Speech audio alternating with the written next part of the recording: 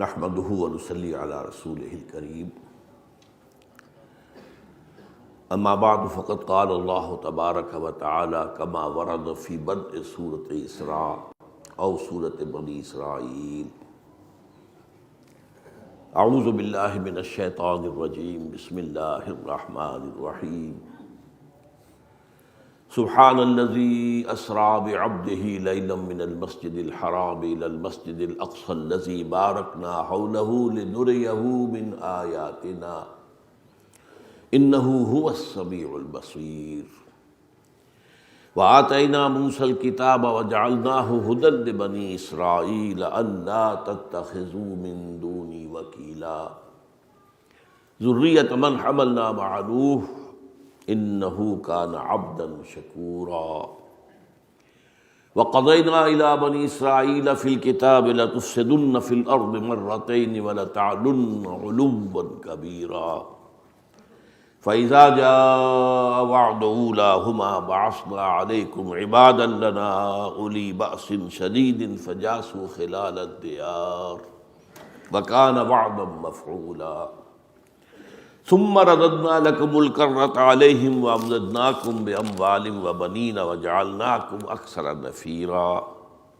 إن أحسنتم أحسنتم لأنفسكم وإن أسأتم فلها فإذا جاء وعد الآخرة ليسوءوا وجوهكم وليدخلوا المسجد كما دخلوه أول مرة وليتبروا ما علوا تتبيرا عسى ربكم ان يرحمكم وان عدتم عدنا وجعلنا جهنم للكافرين حصيرا ان هذا القرآن يهدي للتي هي اقوم ويبشر المؤمنين الذين يعملون الصالحات ان لهم اجرا كبيرا وان الذين لا يؤمنون بالآخرة اعتدنا لهم عذابا أليما وقال تبارک و تعالی کما ورد فی سورۃ الاعراف وَإِذْ تَأَذَّنَ رَبُّكَ لَيَبْعَثَنَّ عَلَيْهِمْ إِلَى يَوْمِ الْقِيَامَةِ مَن يَسُومُهُمْ سُوءَ الْعَذَابِ صدق اللہ العظیم رب اشرح لي صدری ویسر لي امری واحلل عقدۃ من لسانی یفقہوا قولی اللہم ربنا الہمنا رشدنا واعذنا من شرور انفسنا اللہم ارنا الحق حقا وارزقنا اتباعہ وارنا الباطل باطلا وارزقنا اجتنابہ اللہم ارحمنا بالقرآن العظیم واجعلہ لنا اماما ونورا وہدی ورحمہ آمین یا رب العالمین۔ آپ کو یاد ہوگا احادیث نبویہ میں اور قرآن مجید میں سابقہ امت بنی اسرائیل جو امت مسلمہ تھی سابقہ، اس میں جو اعتقادی عملی اخلاقی خرابیاں پیدا ہوئیں خبر دے دی گئی تھی کہ وہ امت مسلمہ امت محمد میں بھی ہوگی، اور یہ کہ ان پر جو حالات وارد ہوئے تاریخی اعتبار سے وہ بھی امت محمد صلی اللہ علیہ وسلم پر بالکل اسی طرح نازل ہوں گے حالات اور واقعات، جیسے کہ ایک جوڑے کی ایک جوتی دوسری جوتی سے مشابہ ہوتی ہے۔ میں نے امت سابقہ جو ہے بنی اسرائیل کی 3500 سالہ تاریخ،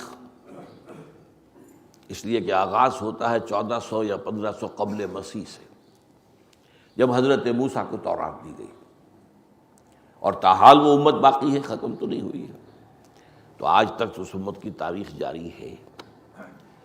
اور اس کے مقابلے میں امت محمد صلی اللہ علیہ وسلم کی 1400 سالہ تاریخ، گویا سابقہ امت کی جو عمر ہے وہ ہمارے مقابلے میں 2.5 گنا ہے، 1400 ورسس 3500۔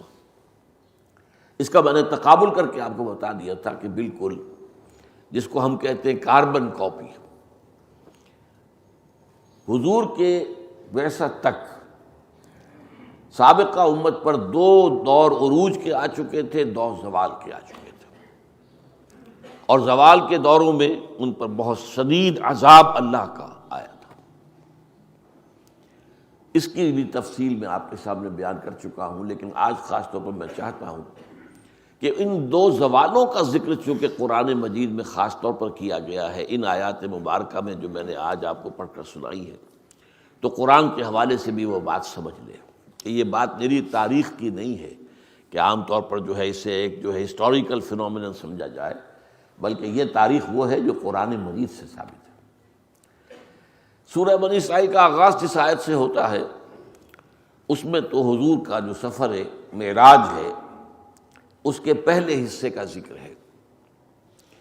معراج تو اصل میں ہونی تھی آسمانی، لیکن وہ مکے سے بھی ہو سکتا تھا براہ راست، مسجد حرام سے ہی سیدھے حضور کو آسمانوں کی طرف لے جایا جاتا۔ کوئی حکمت تھی کہ پہلے اس کا زمینی حصہ ہے جس کا ذکر یہاں ہے، سبحان الذی اسریٰ بعبدہ لیلا من المسجد الحرام الی المسجد الاقصی الذی بارکنا حولہ لنریہ من آیاتنا انہ هو السمیع البصیر۔ بڑی بابرکت ذات ہے اور بہت ہی پاک ہے پاک ذات جو لے گئی اپنے بندے کو صلی اللہ علیہ وسلم ایک رات مسجد حرام سے مسجد اقصی تک، تاکہ وہاں اسے اپنی آیات کا مشاہدہ کرائے۔ اس کی حکمت کیا تھی؟ اس کی حکمت یہ تھی کہ یروشلم یا بیت المقدس جہاں وہ مسجد اقصی تھی، یہ سابقہ امت کا مرکز تھا، بنی اسرائیل کا مرکز۔ وہیں حضرت سلیمان نے اپنی مسجد بنائی تھی، ہم تو اسے مسجد کہیں گے، قرآن مسجد کہتا ہے، اب وہ اسے چاہے ٹیمپل کہیں، ہیکل کہیں، جو چاہیں کہہ لیں، لیکن حضرت سلیمان کا بنایا ہوا ہیکل، کنگ سولومنز ٹیمپل جیسے، تو وہ مرکز تھا ان کا۔ اور یہاں جو مکہ مکرمہ ہے، اب یہ مرکز بن رہا تھا امت محمد کا صلی اللہ علیہ وسلم۔ تو گویا کہ حضور کو پہلے سفر کا یہ حصہ طے کرا دیا گیا بطور علامت کہ سابقہ امت کا بھی کی ساری وراثت جو ہے دینی روحانی وہ بھی امت محمد کو منتقل ہو جائے گی۔ یہ حضور کی جو امت ہے، امت محمد صلی اللہ علیہ وسلم، یہ اب ان دونوں سلسلوں کی، حضرت اسحاق سے چلنے والا سلسلہ اور حضرت اسماعیل سے چلنے والا سلسلہ، ان دونوں کو یکجا کر دیا جائے گا محمد عربی صلی اللہ علیہ وسلم کی بعثت میں۔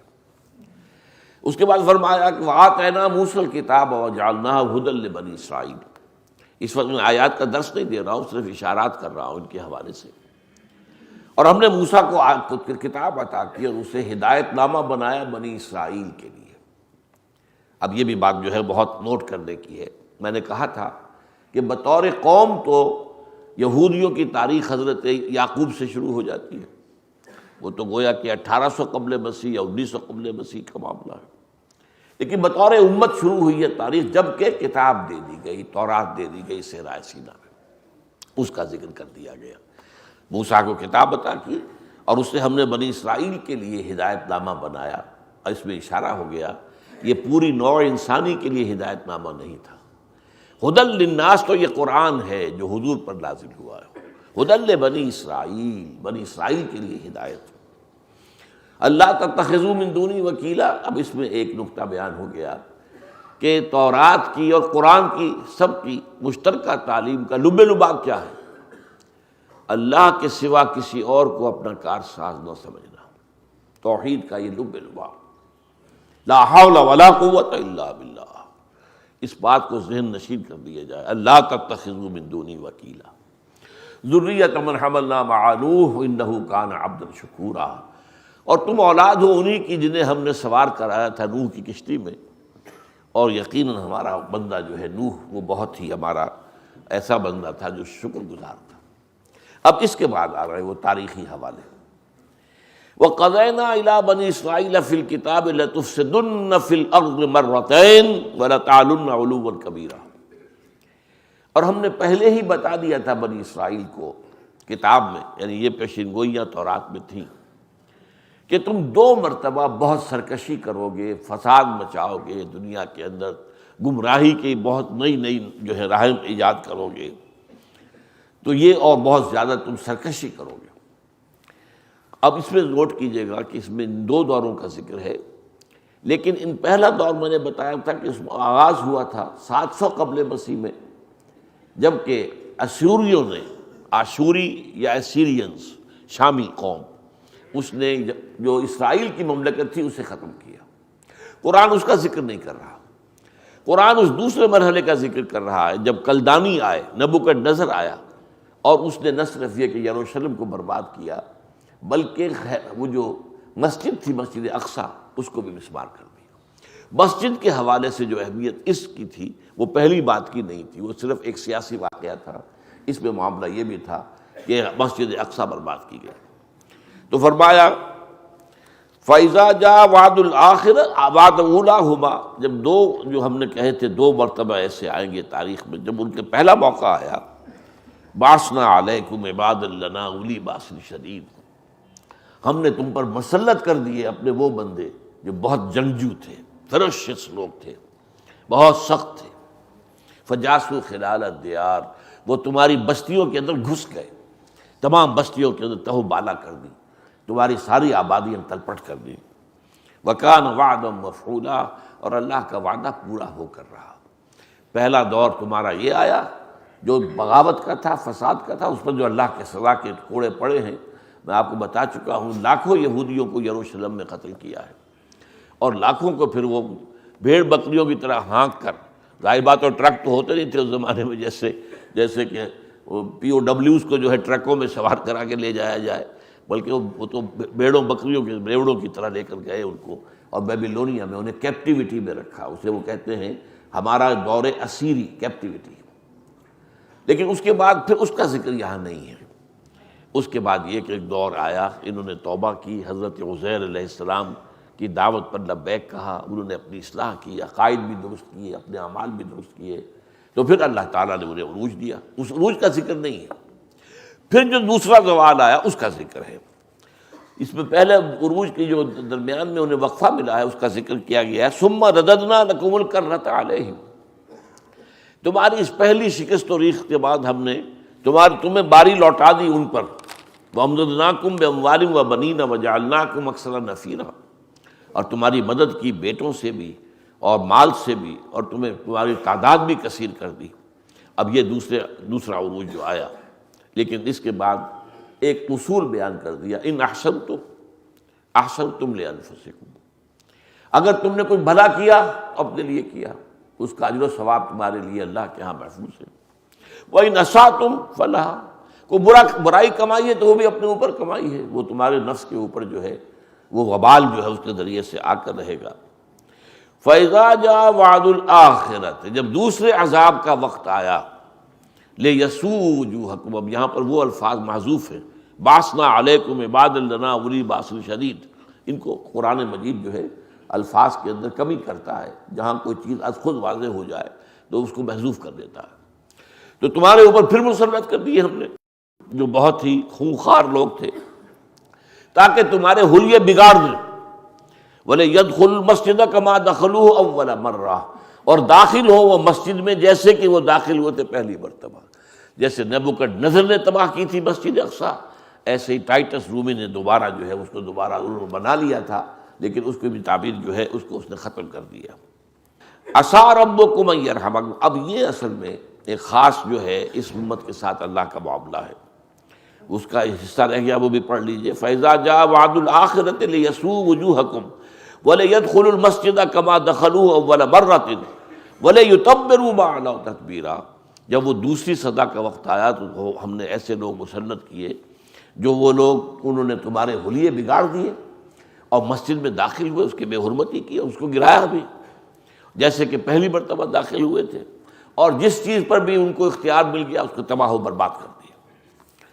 عسیٰ ربکم ان یرحم، یہ ایک خاص رعایت ہے جو اس قوم کے ساتھ ہوئی ہے۔ تمہارا رب اب بھی تم پر رحمت فرمانے کو تیار ہے، تمہیں ایک اور موقع دیا جا رہا ہے، اب بھی اگر محمد پر ایمان لے آؤ ہم تمہیں بخش دیں۔ یہ خاص اللہ کا معاملہ ہے، چونکہ کہا ہے قرآن نے ہم نے انہیں اختیار کیا تھا، اخترناہم علی علم فضلناہم علی کثیر ممن خلقنا تفضیلا فضلناکم علی العالمین۔ تو یہ بھی ایک رعایت ہے۔ ظاہر بات ہے حضرت نوح کی قوم کو تو یہ رعایت نہیں ملی تھی، حضرت ہود کی قوم کو، حضرت صالح کی قوم کو، وہ تو ہلاک کر دیے گئے تھے، انہیں موقع دیا جا رہا ہے۔ عسیٰ ربکم ان یرحمکم، اب بھی تمہارا رب تم پر رحمت کرنے کے لیے تیار ہے۔ وَإِنْ عُدْتُمْ عُدْنَا، اور اگر تم نے وہی روش اختیار کی جو پہلے تھی تو پھر ہم بھی وہی کریں گے جو انہوں نے پہلے کیا تھا، پھر تم پر عذاب آئے گا، شدید ترین عذاب آئے گا، اس کا میں بعد میں ذکر کروں گا۔ وجعلنا جہنم للکافرین حصیرا، اور ہم نے جہنم کو تو بنا رکھا ہے، اصل باڑہ جو ہے تمہارے لیے جو اللہ نے تیار کر رکھا ہے وہ تو جہنم کا ہے۔ اب وہ ایمان لانے کے لیے دعوت دی جا رہی ہے، ان ھذا القرآن یہدی للتی ہی اقوم، دیکھو یہ قرآن تمہیں تورات دی تھی ہم نے، اب یہ قرآن اس شے کی طرف رہنمائی کر رہا ہے جو سب سے زیادہ سیدھی، اقوم، یہ افعل التفضیل کا صیغہ ہے، اس لیے کہ ہماری ہدایت جو نبیوں کے ذریعے سے آتی رہی تھی اب اپنے نقطۂ عروج کو پہنچی ہے اس قرآن کے اندر، اب محمد کی بعثت ہو گئی ہے، قرآن نازل ہو رہا ہے، اب تمہارے لیے موقع ہے، تلافی معافات کر سکتے ہو، اب بھی توبہ کرو، پلٹو، ایمان لاؤ۔ ان ھذا القرآن یہدی للتی ہی اقوم ویبشر المؤمنین الذین یعملون الصالحات ان لہم اجرا کبیرا، اور یہ قرآن بشارت دیتا ہے ان لوگوں کو جو ایمان لائیں اور نیک عمل کریں کہ ان کے لیے بہت بڑا اجر ہے۔ وَأَنَّ الَّذِينَ لَا يُؤْمِنُونَ بِالْآخِرَةِ أَعْتَدْنَا لَهُمْ عَذَابًا أَلِيمًا، اور یہ لوگ، وہ لوگ کہ جو آخرت پر ایمان نہیں رکھتے، ظاہر بات ہے وہی اللہ کو نہیں مانتے، وہ محبت کو کیوں مانیں گے؟ تو آخرت کا یقین ہو تب انسان چاہتا ہے سیدھے رستے پر چلنا۔ جب آخرت کا یقین کسی وجہ سے ذہنوں سے اوجھل ہو جائے، یا یہ تصور ہو کہ ہم تو بخشے بخشائے ہیں جی، ہمارا کوئی حساب کتاب نہیں، تو پھر کیوں آدمی کاہے کو سیدھے راستے پہ جائے گا؟ پھر تو جو بھی ہو، ہرچے بادہ باد، جو چاہو کرو، بے حیا باش و ہرچے خائی کن، ایک دفعہ حیا کا پردہ ختم ہو جائے تو پھر جو چاہو کرو۔ تو آخرت کا معاملہ جو ہے وہ ہے اصل میں اہم ترین۔ وَأَنَّ الَّذِينَ لَا يُؤْمِنُونَ بِالْآخِرَةِ أَعْتَدْنَا لَهُمْ عَذَابًا أَلِيمًا، جو آخرت پر ایمان نہیں رکھتے ہوں گے، اور یعنی اس کے نتیجے میں محمد پر اور قرآن پر ایمان نہیں لائیں گے صلی اللہ علیہ وسلم، ان کے لیے ہم نے ایک دردناک عذاب مہیا کیا ہے۔ اب بس ایک نقطہ نوٹ کر لیجئے، اس بدبخت قوم نے اس موقع سے بھی فائدہ نہیں اٹھایا، حضور کی دشمنی پر کمر کسی، حضور کی مخالفت میں شدید ترین یہ قوم جو ہے اس وقت سے چل رہی ہے حضور کی بعثت سے اور آج تک، اور اب قیامت کے قریب کے حالات جو آنے والے ہیں ان میں یہ شدید ترین معاملہ ہونے والا ہے۔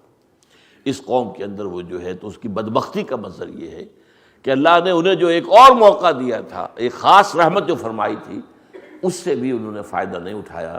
چنانچہ قرآن مجید میں پھر یہ فیصلہ بھی دے دیا گیا، وَإِسْتَأْذَنَ رَبُّكَ لَيَبْعَثَنَّ عَلَيْهِمْ إِلَىٰ يَوْمِ الْقِيَامَةِ مَن يَسُومُهُمْ سُوءَ الْعَذَابِ، اب طے کر دیا ہے تیرے رب نے کہ ان کے اوپر وہ مسلسل ایسے لوگوں کو مسلط کرتا رہے گا جو انہیں بدترین عذاب دے گا، اور اس کی مثال ہے جو پچھلی صدی میں ہوئی ہے جرمنوں کے ہاتھوں۔ ان کے اپنے قول کے مطابق آپ اندازہ کیجئے 6 ملین، 60 لاکھ آدمی قتل کیے گئے۔ اگرچہ اس میں کچھ لوگوں کو کلام ہے، کچھ کہتے ہیں نہیں تعداد اتنی نہیں تھی، بعض تو کہتے ہیں ہے ہی کہانی، لیکن کہانی تو وہ نہیں ہے، وہ ایک واقعہ ہے، تاریخ کا واقعہ ہے، اسے محض کہانی قرار دینا درست نہیں ہے۔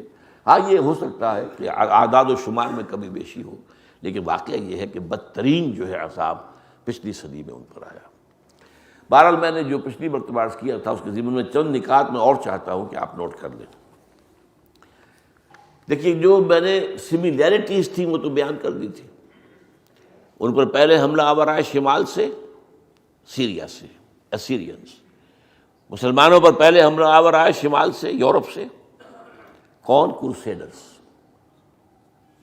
ان پر دوسرے حملہ آور آئے مشرق سے، یعنی عراق سے، کیلڈینز، نبوکدنضر، بختنصر۔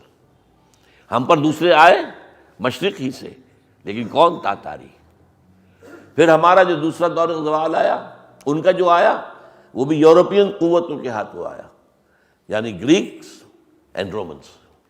لیکن ہم پر جو آیا وہ بھی یورپین کے ہاتھوں آیا، لیکن وہ مغربی یورپ کے لوگ تھے، برطانیہ، فرانس، اسپین، یہ ممالک، اٹلی، ان لوگوں کے ذریعے سے، اور پورچوگیز، یہ سب کے سب لوگ جو ہیں یہ ہے کہ جن کے ہاتھوں آئے۔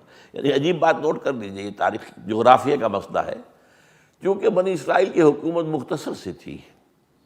یہ اسرائیل کتنا بڑا تھا نوٹ تو کیجیے، اس وقت جو فلسطین کتنا بڑا ہے، لہذا ان پر یہ قریب ہی سے حملہ آور ہوئے، قریب سے اسیرین آ گئے، قریب سے عراقی آ گئے، قریب سے جو ہے وہ یورپ کی جو قریب ترین جو قومیں تھیں وہ آ گئی۔ عالم اسلام ایک بہت بڑی شے کا نام تھا، لہذا وہاں پر دور سے آئے ہیں. ہم پر پہلے آئے کروسیڈرز. کہاں سے چل کر؟ انگلینڈ سے چل کر. King Richard of England, the line hearted, وہاں سے چل کر، اور پورا یورپ، خاص طور پر اس میں جرمنی اور فرانس. لیکن یہ کہ کہاں سے؟ اس میں برطانیہ بھی شامل ہے. پھر ہم پر دوسرا جو دور آیا، تاتاری دور سے آئے. تاتاری جو ہے قریب کی قوم نہیں تھی، تاتاری تو بہت دور کی قوم تھی. پھر ہم پر جو دوسرا دور آیا، تیسرا دور کہیے، وہ آیا ویسٹرن دور کی نیشن جو تھی وہاں سے آئے. یہ قریبی جو ہے گریکس، اور یہ ان کا معاملہ ہمارے ساتھ نہیں ہوا. تو یہ تھوڑے تھوڑے سے فرق ہیں ان کے اندر. اچھا، ایک نکتہ اور میں آپ کو بتانا چاہتا ہوں. وہ جو علامہ اقبال نے کہا ہے کہ کبھی یہ نوجوان مسلم تدبر بھی کیا تو نے، وہ کیا گردوں ہے تو جس کا ہے ٹوٹا ہوا تارا. اپنے ماضی کے کچھ معاملات کو اگر انسان جانے، اور خاص طور پہ نوجوان، تو دل میں ایک امنگ پیدا ہوتی. ہمارا جو پہلا دور عروج تھا عربوں کے زیر قیادت، اس میں ہم نے یورپ کے مغربی حصے کو اپنے قدموں تلے روندا ہے. ہسپانیہ سے داخل ہوا، اور ہسپانیہ پورا آئیبیرین پیننسولا، یہ صرف ایک ملک نہیں ہے، اور اس کے اندر جو ہے پرتگال بھی شامل ہے. یہ پورا کا پورا جو ہے فتح کر کے، اور پھر پائرنیز ماؤنٹینز کو کراس کر کے ہارٹ آف فرانس تک پہنچ گئے. یہ سارا علاقہ مسلمان کے قبضے میں آتا ہے. یورپ کا کتنا بڑا رقبہ ہے، کتنا بڑا تو ملک آئیبیرین پیننسولا کتنا بڑا ہے. پھر فرانس کا ہارٹ. پھر وہاں سے البتہ ریورسل شروع ہوئی. 632 میں حضور کا انتقال ہوا ہے. 732 میں پورے 100 برس بعد مسلمانوں کو شکست ہوئی ہے، بیٹل آف ٹورس فرانس کے اندر. تو جو بھی فرانس کا علاقہ تھا وہ انہیں چھوڑ کر پیچھے آنا پڑا. لیکن پھر جہاں تک آئیبیرین پیننسولا ہے وہاں تو 800 برس حکومت کی. اچھا، دوسرا دور عروج آیا ہمارا ترکوں کے زیر قیادت. اب یہ مشرق سے داخل ہوئے مسلمان ترک. انہوں نے مشرقی یورپ کا کتنا بڑا علاقہ فتح کیا. استنبول، قسطنطنیہ فتح کرنے کے بعد ایسٹرن یورپ کے یہ تمام ممالک جو ہیں سب ان کے زیر لگے. ویانا تک پہنچ گئے تھے، یہاں تک ان کا جو ہے محاصرہ جاری تھا. وہ تو بدقسمتی سے پھر پیچھے جو ہے وہ شیعہ حکومت جو تھی صفوی، اس نے حملہ کیا ہے ترکوں پر. تو پھر ترکوں کو واپس آنا پڑا ہے، کیونکہ اب پیچھے سے ان کا حملہ ہو گیا تھا تو اپنا بیک ڈور تو سنبھالنا تھا. ورنہ یہ کہ تقریباً یوں سمجھیے کہ آدھا یورپ اس وقت بھی مسلمانوں کے قبضے میں آ گیا تھا. تو یہ سملیرٹیز ہیں. اور ایک خاص نکتہ مجھے میرے ذہن میں آیا تھا کہ یہ جو عروج و زوال ہیں، اس میں یورپ کے معاملے میں ایک عجیب معاملہ ہوا ہے. ہمارا جب دوسرا دور زوال شروع ہوا، میں بتا چکا ہوں، وہ ہسپانیہ سے شروع ہوا جہاں مسلمانوں کا قتل عام ہوا. یہ 15ویں صدی کے آخر میں اور 16ویں صدی کے شروع میں ایک ایک شخص یا قتل ہو گیا، جلا دیا گیا، یا لوگوں کو بھر بھر کر جہازوں میں اور جا کر شمالی افریقہ کے ساحل کے اوپر پھینک دیا گیا، ڈمپ کر دیا گیا. لیکن عین اسی وقت جب کہ یورپ کے مغرب میں یہ ہمارا سورج ڈوب رہا تھا، یورپ کے مشرق میں طلوع ہو رہا، وہی زمانہ ہے جبکہ ترک مشرق میں داخل ہو رہے ہیں. تو یہ جو جہاں میں اہل ایمان صورت خورشید جیتے ہیں، ادھر ڈوبے ادھر نکلے، ادھر ڈوبے ادھر نکلے، تو یہ صورتحال بھی جو ہے بڑی خوبصورتی کے ساتھ اس نقشے میں ہمارے سامنے آتی ہے. اچھا، اب میں آپ سے عرض کرنا چاہتا ہوں، میں نے آپ کو بتایا 2 عروج 2 زوال، یہودیوں کے بھی ہمارے بھی. لیکن 20ویں صدی عیسوی جو ہے اس کے آغاز میں ایک تیسرا عروج شروع ہوا ہے یہودیوں کا بھی، اور تیسرا عروج شروع ہوا مسلمانوں کا بھی. یہ 20ویں صدی بڑی عجیب ہے. اس میں 2 فینومینن چل رہے ہیں سائڈ بائی سائڈ. جیسے قرآن میں آیا ہے، مرج البحرین یلتقیان بینہما برزخ لا یبغیان. اللہ نے 2 روئیں چلا دی ہیں، وہ ساتھ ساتھ چل رہی ہیں سمندر کے اندر. جس میں یہ پھیکا پانی، اس میں جو ہے کھاری پانی ہے نمکین، اور اس میں میٹھا پانی. میٹھے پانی کی رو چل رہی ہے سمندر میں، اور وہ ملتے نہیں ہیں آپس میں. مرج البحرین یلتقیان بینہما برزخ لا یبغیان. ان میں پردہ اللہ نے ایسا حائل کر رکھا ہے کہ وہ ایک دوسرے میں منغم نہیں ہوتے، کوئی دوسرے کے اوپر چھا نہیں جاتا، غالب نہیں آتا. تو 2 روئیں جو ہیں حالات کی 20ویں صدی میں، ایک طرف تو ہمارا زوال بھی زیادہ اور گہرا اور گہرا اور گہرا اور گہرا، یہودیوں کا زوال بھی اور گہرا اور گہرا اور گہرا اور گہرا. ایک دوسری طرف ایک ارتقاء کا عمل، ایک رینائسنس، ایک نشرت ثانیہ، ایک احیائی عمل، یہ بھی دونوں ان امتوں کے اندر شروع ہوا ہے۔ اب اس میں آپ کے سامنے جو خاص بات لانا چاہتا ہوں، یہ تاریخ کا ایک عجیب معاملہ ہے یہودیوں کا۔ یہودیوں میں عروج کیسے شروع ہو گیا؟ تیسری مرتبہ، انتہائی پسی ہوئی قوم، دبی ہوئی قوم، یعنی جب سے ڈائسپورا ان کو شروع ہوا ہے، ڈائسپورا شروع ہوا سن 70 عیسوی سے، انہیں نکال دیا گیا فلسطین سے، بھاگ جاؤ یہاں سے، نکل جاؤ، اور ہیکل سلیمانی مسمار کر دیا گیا، جو آج تک مسمار پڑا ہوا ہے، صرف ایک دیوار اس کی ہے ویسٹرن وال، جہاں یہ جاتے ہیں، وہ ماتم کرتے ہیں، کچھ روتے ہیں، کچھ کرتے ہیں۔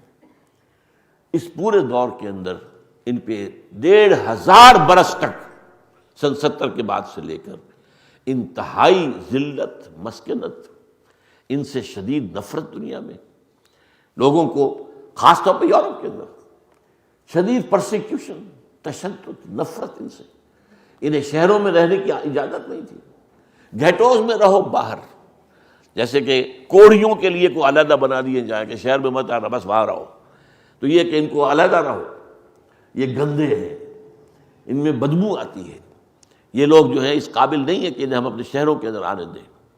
ہاں ٹھیک ہے، آخر انسان ہے، کوئی کھانے پینے کے لیے، کوئی خرید و فروخت کرنے کے لیے، چلو 2 گھنٹے کے لیے، جیسے کرفیو 2 گھنٹے کے لیے کھول دیا جائے تو اجازت ہے، شہروں میں آ جاؤ۔ 1500 برس تک جس قوم کا یہ معاملہ رہا ہے، آج وہ اس انتہا کو پہنچی ہوئی ہے کہ اس کی مملکت قائم ہو چکی ہے، اسرائیل۔ وہ اپنے گھر میں لوٹ کر آ گئے، یروشلم دوبارہ فتح کر لیا، اور عالم عیسائیت پر ان کا قبضہ ہے۔ یہی عیسائی تھے جو اسے نفرت کرتے تھے، انہیں پرسیکیوٹ کرتے تھے۔ اور یہ بھی نوٹ کر لیجیے ہسٹوریکلی، جب مسلمانوں پر صلیبیوں کے حملے ہوئے ہیں، تو جہاں ان حملوں کے دوران مسلمانوں کا قتل عام ہوا، یہودیوں کا بھی ہوا ہے۔ عیسائی کہتے تھے یہ یہودی جنہوں نے ہمارے خدا کو صلیب دی ہے، خدا کا بیٹا خدا ہی ہوا نا، وہ تو خدا کا بیٹا جیسس، یہ صلیب دی ہے۔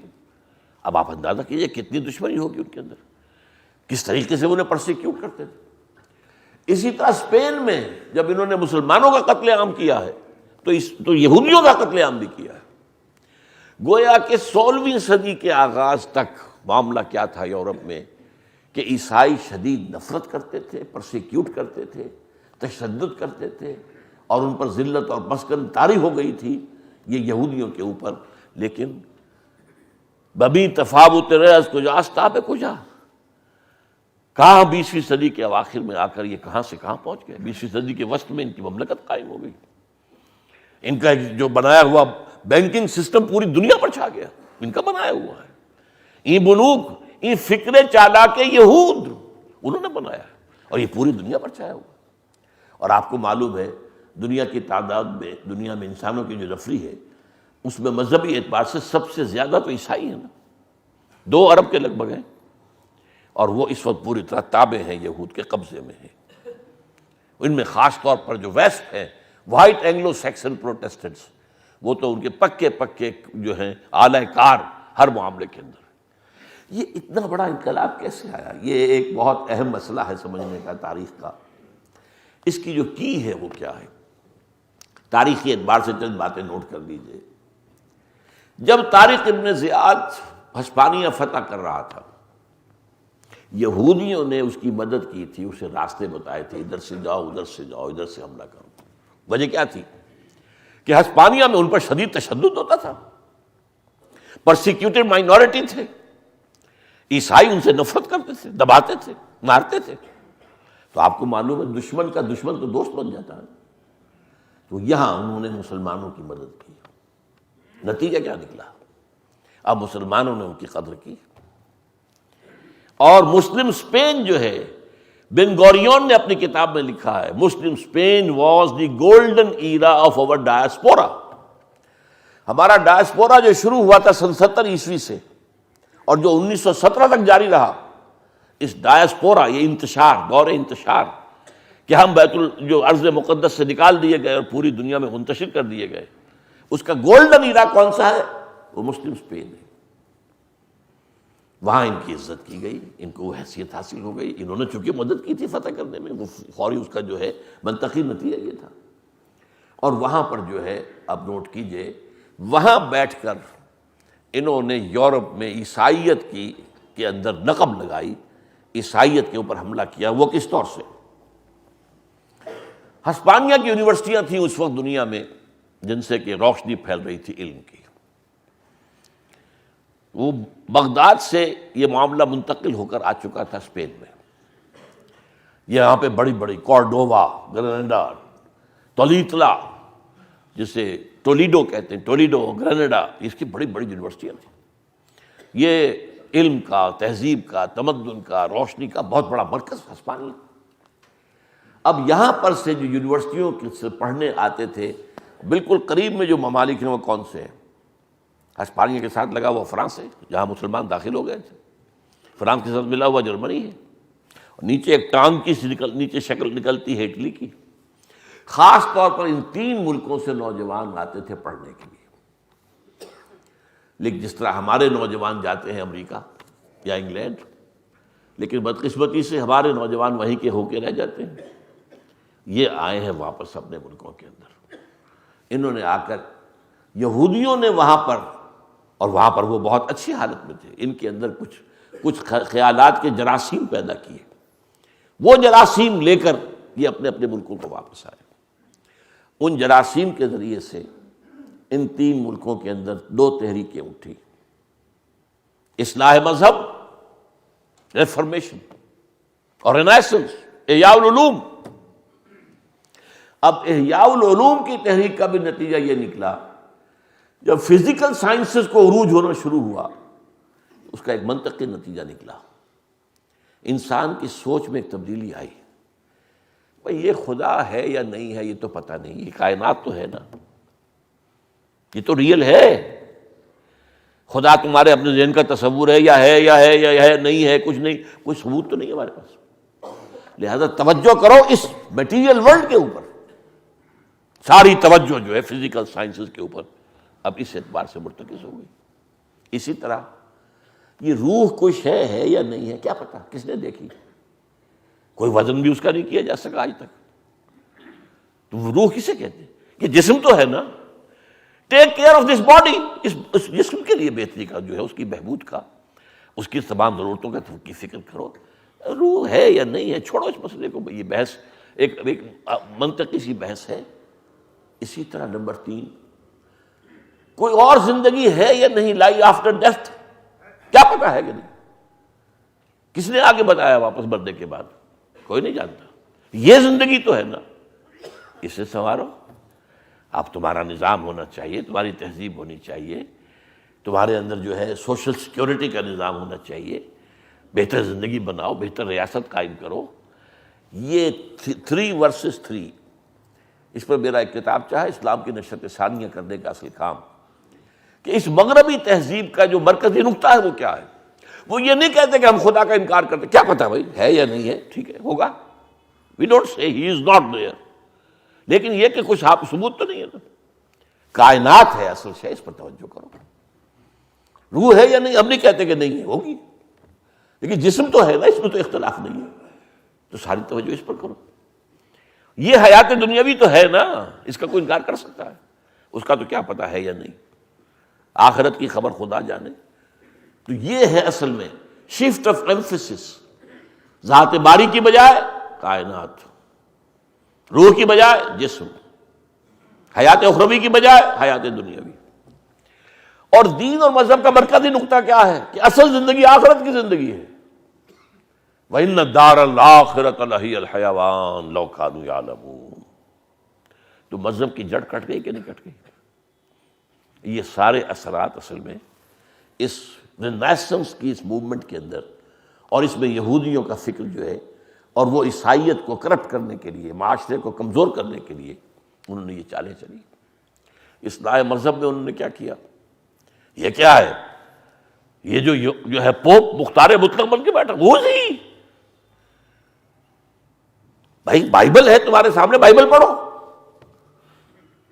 دس is the word of God. Pope تو ایک انسان ہے نا۔ تو پاپائیت کے خلاف بغاوت، یہ ریفرمیشن ہے۔ پوپ جب تک تھا ایک نظام تھا ان کا مذہبی، لیکن یہ کہ اس نے بغاوت کروائی۔ اور یہ نوٹ کر لیجئے کہ یورپ کے ممالک میں بلکہ پوری دنیا میں اس اعتبار سے انگریز جو ہے، اینگلو سیکسنز، ان میں ایک عجیب صلاحیت ہے۔ ایک طرف یہ اپنی روایت کو بھی پکڑے رکھتے ہیں مضبوطی سے، لیکن ہر نئے آئیڈیا کو بھی لینے کو تیار ہوتے ہیں، اس کو اپنے اندر انکارپوریٹ کر لیتے ہیں۔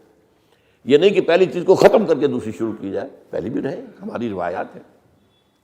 آج تک بادشاہت بھی رکھی ہوئی ہے اور بہترین جمہوریت بھی ہے، لیکن بادشاہت ہے، علامتی کہہ لیں، سمبولک کہہ لیں، لیکن رکھی ہوئی جو ہے نا۔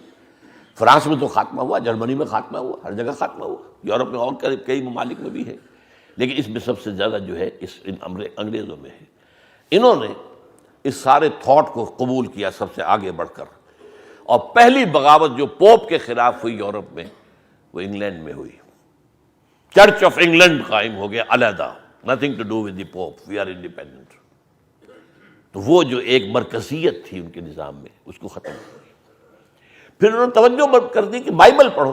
اب جب بائبل پڑھتے ہیں تو آپ کو معلوم ہے بائبل میں اتنا حصہ اگر ہے اولڈ ٹیسٹمنٹ کا، تو اتنا سا حصہ ہے نیو ٹیسٹمنٹ کا۔ عیسائیت کا تعلق نیو ٹیسٹمنٹ سے ہے، یہودیت کا تعلق سارا کا سارا اولڈ ٹیسٹمنٹ سے ہے۔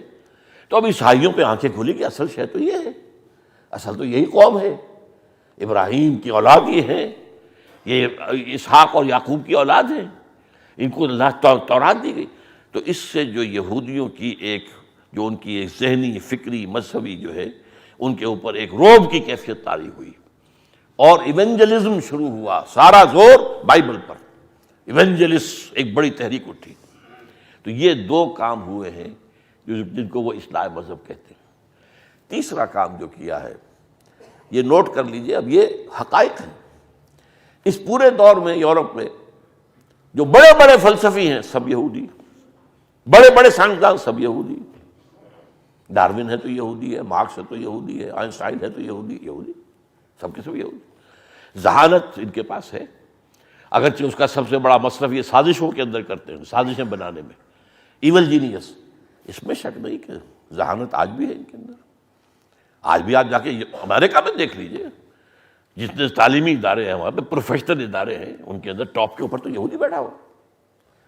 تو اس طریقے سے وہ گویا کہ کنٹرول کر رہے ہیں، نہ صرف مالیاتی کنٹرول ہے، ان کا ذہنی کنٹرول ہے، ان کا علمی کنٹرول ہے، ان کا دبدبہ ہے۔ تو اس اعتبار سے انہوں نے یورپ میں ایک نئی فکری جو ہے تحریک شروع کر دی۔ اسلام نے سکھایا تھا حریت، آزادی، کوئی انسان کسی انسان کا غلام نہیں ہے۔ انہوں نے کہا آزادی اتنی، خدا سے بھی آزادی، مذہب سے بھی آزادی۔ یہ جو لبرلزم کی تحریک چلی ہے، آزادی، آزاد خیالی، آپ کے جو جی میں آئے کہو، جو گلے میں جو آئیں وہ تانے اڑاؤ، لبرل۔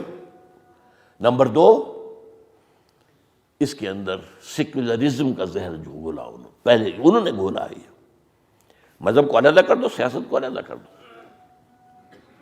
اگر مذہب اور سیاست ایک رہتے ہیں تو شہریت اس مذہب والوں کی ہی ہوگی، دوسروں کی تو نہیں ہوگی، دوسرے مائنورٹی ہوں گے۔ اس کو ایک دوسرے سے علیحدہ کر دیا، اب تمام شہری برابر ہیں۔ پہلے یہودی کی حیثیت کوئی نہیں تھی، اب سیکولرزم میں یہودی برابر ہے۔ اب ظاہر بات ہے جب سے اس کو سیاسی طور پر برابری حاصل ہو گئی تو اس نے اس کا بھرپور فائدہ اٹھایا۔ لبرلزم، سیکولرزم، اور نمبر دو، سود کی ایجاد۔ سود کی اجازت ہے تو ہمیشہ سے دنیا کے اندر سود، لیکن سود حرام رہا اسلامی شریعتوں کے اندر، تورات میں بھی حرام ہے۔ آج بھی جو پریکٹسنگ یہودی ہیں وہ ایک دوسرے سے سود نہیں دیتے، سود کو حرام سمجھتے ہیں۔ یہ تو جینٹائلز کو کہتے ہیں ہاں ان سے لینا جائز ہے، ان کو تو لوٹو کھسوٹو۔ یہ جینٹائلز جو ہیں یہ تو اصل میں انسان نہیں ہے، یہ انسان نما حیوان ہے، انہیں گوئمز بھی کہہ دیتے ہیں، جینٹائلز بھی کہہ دیتے ہیں۔ انسان تو صرف ہم ہیں، مکمل انسان صرف یہودی ہے۔ ہر غیر یہودی انسان کوئی بھی ہو، جینٹائلز یا گوئمز، یہ حیوانات ہیں۔ حیوانات سے فائدہ اٹھانا آپ کا کام ہے نا۔ گھوڑے کو آپ ٹانگے میں جوتتے ہیں، وہ کوئی احتجاج کر سکتا ہے؟ آپ بیل کو حل میں لگا دیتے تھے وہ بیچارہ احتجاج کر سکتا تھا. اسی طرح یہ حیوانات ہیں، انہیں ایکسپلائٹ کرنا، ان سے فائدہ اٹھانا، ان کو دھوکہ دینا، ان کو چیٹ کرنا، روب کرنا، ہر چیز جائز ہے. قرآن مجید میں بھی ہے لیس علینا فی الامیین سبیل، ہمارے اوپر کوئی مواخذہ ہی نہیں ہے ان امیین کے بارے میں. ہم جس طرح چاہیں دھوکہ دیں، جس طرح چاہیں ان پر فریب کریں، جس طرح چاہیں انہیں لوٹیں، ہمیں حق حاصل ہے. لیس علینا فی الامیین سبیل، ہم پہ کوئی جو ہے ملامت ہو ہی نہیں سکتی، ہم جو چاہیں کریں ان کے ساتھ. تو اس اعتبار سے انہوں نے بینک کی اجازت لی سود کی. پوپ کہ جب تک پوپ کا اقتدار تھا سود حرام تھا. دونوں قسم کے سود، یہ جو آج کل کچھ لوگ جو ہوتے ہیں جو کچھ اے بی سی آ جاتی ہے، کچھ معاشیات کی صرف والے بیتے پڑھ لیتے ہیں، یوزلی اور ہے جی، اور کمرشل انٹرسٹ اور ہے، یہ دونوں حرام تھے یورپ کے اندر ایبسلیوٹلی، دونوں ہی حرام ہیں ہمیشہ سے. ایک ہی شے ہے، اس کی شکلیں بدلی ہوئی ہیں، ایک ہی چیز ہے، روا ایک ہی چیز ہے، چاہے وہ بینک انٹرسٹ ہے، چاہے کمرشل انٹرسٹ ہے، چاہے یوزلی ہے، کچھ بھی ہے. یہ حرام تھا مطلقاً یورپ کے اندر. اور اس کو سب سے پہلے پھر اس کے اوپر بینک جو بنا ہے وہ بھی بینک آف انگلینڈ بنا ہے. یہ ویسٹ جو ہے، میں نے پہلے بھی یہ لفظ استعمال کیا تھا، وائٹ اینگلو سیکسن پروٹیسٹنٹس، یہ سب سے بڑے اعلی کار ہیں یہودیوں کے. اور جب انگلینڈ کے اندر ان کو جو ہے جنت مل گئی، انگلینڈ میں ان کا جو مقام ہو گیا، یوں سمجھیے کہ جو مقام کبھی اسپین میں مسلمانوں نے دیا تھا اس سے کہیں بڑھ کر مقام جو ہے انہیں حاصل ہو گیا انگلینڈ کے اندر. تو انہوں نے کہا یہ ہمارا نیو اسرائیل ہے، انہوں نے کہا یہ ہمارا اسرائیل ہے. یہ اب ہمیں یہاں پر وہی حالات، وہی کیفیات حاصل ہیں جو کبھی اسرائیل کی مملکت میں حاصل تھے. اور اس کے بعد آپ کو معلوم ہے جب امریکہ کی دریافت ہو گئی، وہ جو کولمبس نے دریافت کیا اور پھر کولونائزیشن شروع ہوئی ہے امریکہ کی، اور پھر یہ وہاں جا کر، اور خاص طور پر جس کو نیو انگلینڈ کہتے ہیں امریکہ کا، یونائٹڈ اسٹیٹس آف امریکہ کا جو کونا ہے، شمال مشرقی کونا ہے، اسی میں نیو یارک بھی ہے، اسی میں یہ بoston وغیرہ یہ بڑے بڑے شہر ہیں، یہ نیو انگلینڈ کہلاتا ہے. اور اس کے اندر یہودی جا کر آباد ہوئے، اور اسے بھی ان کا یہ ہمارا اسرائیل ہے. اس وقت دنیا میں یوں سمجھیے ان کے کہنے کے مطابق 3 اسرائیل ہیں. ایک اسرائیل نامی مملکت جو مڈل ایسٹ میں قائم ہوئی، جس کے لیے پہلا قدم بالفور ڈکلریشن کے ذریعے 1917 میں آیا، اور دوسرا یہ کہ 1948 میں قائم ہو گئی ریاست. اور ایک انگلستان ہے، انگلینڈ ہے، اور ایک امریکہ، اور یہی دونوں ہیں west, white Anglo Saxon Protestants. اور یہ بالکل اعلی کار ہیں، یہ در حقیقت یہود کے پنجے میں ہیں. انہوں نے جب بینکنگ ایجاد کر لی، اب سازش دیکھیے کیا کرتے تھے. یورپ کے اندر بے شمار قومیں، بے شمار ملک ان میں لڑائی کرواتے تھے پہلے سازش کے ذریعے سے. جب جنگ ہوئی، اب دونوں حصوں کو، اب انگلستان کی فرانس کی جنگ ہو رہی ہے، انگلستان کی حکومت کو بھی قرض چاہیے اسلحہ کے لیے، اور فرانس کی حکومت کو بھی چاہیے. دونوں کو یہ بینکرز جو تھے یہودی وہ قرض دیتے تھے، اور جو ہے من مانا ان سے سود وصول کرتے تھے. اس طرح ہوتے ہوتے پورے یورپ کے اندر انہوں نے اپنی جڑیں، جیسے کہ کینسر ہوتا ہے وہ ایک جگہ سے جب پھیلتا ہے تو پورے جسم کے اندر پھیل جاتا ہے، اس طریقے سے پورے یورپ کو انہوں نے اپنی گرپ میں لے لیا. مالیاتی اعتبار سے تسلط قائم ہو گیا، سیاسی اعتبار سے برابر کے ہو گئے کہ ہم بھی شہری تم بھی شہری. اب ظاہر بات ہے کہ ہمارے اور تمہارے درمیان فرق کیا ہے، ہمارے حقوق وہی ہیں، شہریت کے حقوق ہیں، اور وہی جیسے. اس کا نتیجہ کیا نکلا؟ وہ جو علامہ اقبال 100 سال پہلے دیکھ کر آئے تھے یورپ میں، 1905 میں گئے تھے، 1908 میں واپس آئے. Only 3 years. اسی میں آپ نے بارٹ لا بھی کر لیا، اسی میں پی ایچ ڈی بھی کر لی، اسی میں کچھ عرصے جو ہے کیمبرج کے اندر عربی کے پروفیسر بھی رہے وغیرہ وغیرہ. اب ایک نہایت ذہین و فتین انسان، جینیس انسان تھا، اس کے لیے 3 سال بہت ہوتے ہیں. اور اس کی نگاہ جو تھی، گاہ میری نگاہ تیز چیر گئی دل وجود، جو دیکھا ہے کہ فرنگ کی رگے جاں پنجے یہود میں ہے. یہ ہے اصل میں اس وقت کا یہود کا معاملہ. کیسے ہوا اس کی میں نے کچھ آپ کے سامنے، اس قوم کو داد دینی چاہیے، اس کی ہمت، اس کی جد و جہد، اس کی کوشش، اس کی پرسویئرنس. یہ ختم ہو کر ابھری ہے، ختم ہوئی پھر ابھر گئی ہے، پھر ختم ہوئی پھر ابھر گئی ہے. نبوکدنضر کی تباہی کے بعد ابھر گئی، اور اس کے بعد آپ کو معلوم ہے سن 70 سے جو ڈائسپورا شروع ہوا تھا، اس کے اندر اس نے رفتہ رفتہ کرسچین ورلڈ کو اپنے تابع کر لیا ہے۔ ان میں جو پروٹیسٹنٹس ہیں وہ تو بالکل اعلی کار ہیں ان کے، البتہ جو کیتھولکس ہیں وہ ذرا آسانی کے ساتھ انہوں نے نہیں مانا۔ لیکن یہ ہے کہ 1965 میں جو پوپ تھا جو فوت ہو چکا ہے، اس نے فتویٰ دے دیا کہ یہ یہودی جو ہیں یہ عیسیٰ کی صلیب کے ذمہ دار نہیں ہیں۔ بالکل، حالانکہ لکھا ہوا ہے، انجیلوں میں ہے، سب ہے۔ اس وقت جو ہے ایک چھوٹی سی بغاوت بھی ہوئی ہے کیتھولک چرچ کے اندر، کیونکہ یہ کیا تم کر رہے ہیں، یہ سارا کا سارا معاملہ ہماری بائبلز کے ساتھ، ہمارے اسکرپچرز کے ساتھ متعلق ہے۔ لیکن بہرحال اب کیتھولسزم جو ہے وہ بھی اب اسی طریقے سے یہود کے پشت پناہ ہے۔ ڈگریز کا فرق ہے، امریکہ بہت زیادہ ہے، برطانیہ اس کا چھوٹا بھائی سمجھ لیجئے، لیکن یورپ جو ہے وہ بھی اب رفتہ رفتہ، لیکن اتنا نہیں ہے، فرق ڈگریز کا موجود ہے۔ یہ ہے پس منظر اس وقت کے جو حالات ہیں دنیا کے۔ یہ تو میں نے آپ کو بتایا کہ تھرڈ رائز جو یہود کا ہوا کیسے ہوا، پہلا رائز، پھر ڈاؤن فال، پھر رائز، پھر ڈاؤن فال، لمبا ڈاؤن فال، بہت لمبا۔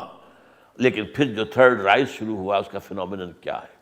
امت مسلمہ میں، امت محمد میں جو نشرت ثانیہ جو ہو رہی ہے، جس کا عمل شروع ہو گیا تھا پچھلی صدی کے ربع اول کے بعد، اس کے بارے میں تذکرہ کروں گا۔ ہسٹوریکلی آپ سمجھیں کہ اس وقت دنیا میں یہ اسلام کے لیے جو کام ہو رہے ہیں کس کس انداز میں ہو رہے ہیں، اور اس کا جو ہے آخر جب اس کا آخری جو ہے شو ڈاؤن جسے کہیں گے، وہ ایک علیحدہ مسئلہ، اس میں پھر انشاءاللہ گفتگو ہوگی۔